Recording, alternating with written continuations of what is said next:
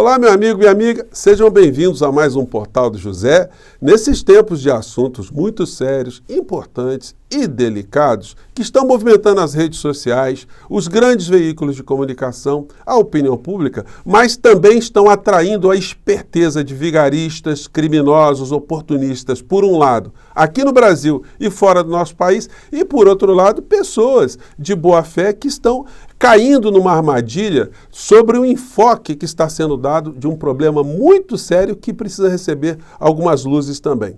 Enquanto essas situações estão ganhando mais destaque nos debates, outras estão acontecendo que estão colocando personagens da vida pública aqui no nosso país cada vez mais perto da papuda ou de Bangu 8. Me refiro especificamente às coisas que estão acontecendo com o ex-presidente da República e com seu entorno também.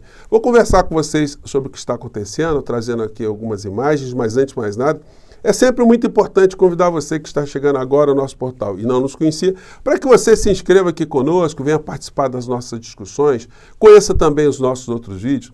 Se você gostar, compartilhe, recomende, não se esqueça, dê o seu joinha, o seu comentário, que aqui é muito importante, e se puder, se inscreva também no nosso clube de membros. Você aqui é muito bem-vindo e muito bem-vinda. Gente, abrindo aqui os principais jornais no Brasil, o destaque principal é o que está acontecendo entre Brasil e Israel. São situações assim que fogem de uma normalidade diplomática. Tudo acarretado por uma declaração que o presidente do nosso país fez sobre uma situação muito grave. Está acontecendo uma grande distorção no meio dessa história toda. Está se dando muito mais destaque a um aspecto da fala de Lula do que o que, de fato, ele quis chamar a atenção. Então, aquilo que ele quis chamar a atenção passou a ser uma coisa superficial. Ninguém está prestando atenção, quando foi exatamente isso que foi o foco da sua fala. E eu vou trazer aqui um trecho para vocês, para a gente observar, né? Com frieza, com racionalidade, para ver como é que está sendo a interpretação que os grandes veículos de comunicação estão fazendo, juntamente com a extrema-direita aqui no nosso país. Como eu sempre alertei aqui para vocês, né? A extrema-direita bolsonarista, ela funciona como uma correia auxiliar de transmissão do pensamento, da militância, do ativismo político e econômico das grandes empresas que tem ali nos jornais, né? Os seus porta-vozes. Então, todos os jornais hoje falando persona não grata para Israel, Lula chama embaixador de volta. Lula chama de volta embaixador de Israel. Crise se agrava. Israel declara Lula persona não grata. E por aí vai. Todos os jornais no Brasil, no caderno internacional, estão abordando isso. Mas eu quis trazer aqui para vocês esse pedaço fundamental da fala de Lula que simplesmente está sendo apagado, né? Simplesmente ninguém está percebendo, os veículos de comunicação estão desprezando isso, fazendo coro ao que o governo de extrema-direita de Israel, comandado por Benjamin Netanyahu, estão fazendo, estão colocando para fora, né? Mas o que Lula disse, efetivamente, foi isso. E é isso que a gente tem que prestar atenção. Vamos lá. A gente tem que ser grande. Sabe o que está acontecendo na faixa de Gaza com o povo palestino? Não existe nenhum outro momento histórico. Aliás, existiu quando Hitler resolveu matar os judeus.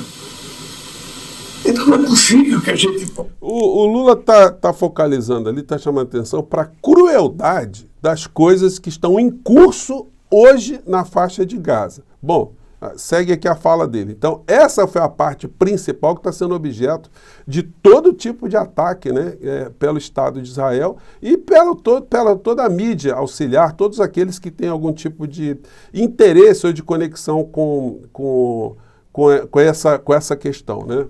Possa colocar um tema tão pequeno, sabe? Você deixar de ter ajuda humanitária, quem vai ajudar a reconstruir aquela... Pois é, o Lula está falando da ajuda humanitária, ele está chamando a atenção dessa questão, né? E quem é que vai ajudar a reconstruir aquelas casas? Segue. Cada que foi destruída, quem vai distribuir a vida de 30 mil pessoas que já morreram, 70 mil que estão feridos? Essas são as preocupações centrais da fala dele. Aquela questão da comparação com o que aconteceu na Segunda Guerra já passou, mas vamos lá. Quem vai devolver a vida das crianças que morreram, sem saber por que estavam morrendo? Isso é pouco para mexer com o senso humanitário dos dirigentes políticos do planeta? O senso humanitário dos dirigentes políticos do planeta. Ele está chamando a atenção para essa questão humanitária. Então, sinceramente, sabe, ou os dirigentes políticos mudam o seu comportamento com relação ao ser humano, ou o ser humano vai terminar mudando a classe política. Então, gente, quando você analisa a fala de Lula, você tem que analisar por esses aspectos das coisas que foram ditas, da essência. Tem um vídeo aqui, gente, tem mais de 4.400.000 visualizações, tá? Eu não posso colocar aqui para vocês com áudio e tal, porque ele vai ser bloqueado aqui, né, pela rede, né? Mas dá para, pelo menos, eu tirando o áudio aqui, colocar assim, um trechinho muito pequeno assim, do que está acontecendo lá. E eu vou colocar a descrição desse vídeo, na descrição do nosso vídeo aqui, né? Para você que quiser, enfim, dá uma olhada aqui no tipo de situação, de atrocidade que está acontecendo na faixa de Gaza. E aí o que deixa muitas pessoas como eu assim, extremamente perplexas, né? É que isso ficou uma coisa secundária. Não importa o que está acontecendo, o que importa é que foi a comparação que Lula fez. Então, foi uma forma muito hábil, né, que a extrema-direita de Israel, associada com a extrema-direita aqui no Brasil, e os grandes veículos de comunicação, conseguiram fazer. Eles desviaram o eixo central da preocupação e da acusação, da denúncia que o presidente do nosso país fez, para dar um destaque aqui que ele escorregou, ele não devia ter falado isso.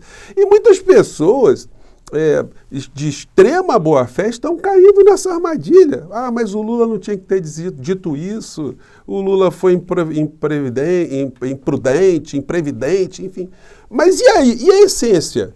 Ah, o Lula tinha que pedir desculpas a Israel. Enfim, olha só, o Lula, ele não agrediu o povo judeu, ele foi muito claro no que ele falou, ele está condenando a falta de humanidade, ele está provocando, né, um pedido de cessação das hostilidades, da violência que está acontecendo ali. Em nenhum momento também está corroborando aquilo que aconteceu, feito lá pela o Hamas no dia 7 de outubro. Então, se a gente não enxergar isso desse modo, a gente está entrando aqui numa distorção muito grande do que está acontecendo. E está tendo uma manipulação muito covarde, muito canalha no meio dessa história por esse governo extremista lá do Netanyahu. Essa história de terem chamado o embaixador brasileiro lá para o Museu do Holocausto lá em Israel e o embaixador, né, o ministro das Relações Exteriores lá de Israel, dá uma entrevista em hebraico, fazendo aqui o nosso embaixador como um papagaio de pirata, sem saber o que está acontecendo. E ele falando ali em hebraico, ali, ele dizendo que o Lula era pessoa não grata e tal. Isso foi um circo, uma palhaçada, né? E hoje que a gente vê nos jornais, né, um editorial que é gigantesco aqui no Jornal o Globo, gigantesco aqui, de página inteira aqui, dando foco nessa história. Ao comparar Israel a nazistas, Lula agride a história. E o Kiko? E as pessoas estão morrendo lá na Palestina? E vocês não estão preocupados com isso, não? A preocupação é com a estética do que está se falando?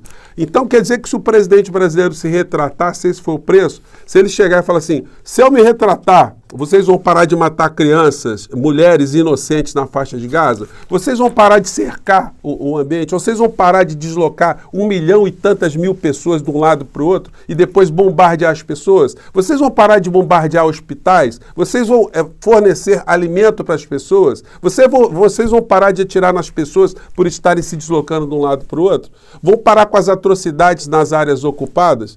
Então, gente, não dá para a gente cair nessa armadilha de ficar muito mais preocupado com uma suposta, né, um suposto deslize da fala do presidente da República do nosso país para justificar e legitimar o que está acontecendo do outro lado. Não dá para fechar os olhos, gente. Fechar os olhos é a gente fazer cor à desumanidade.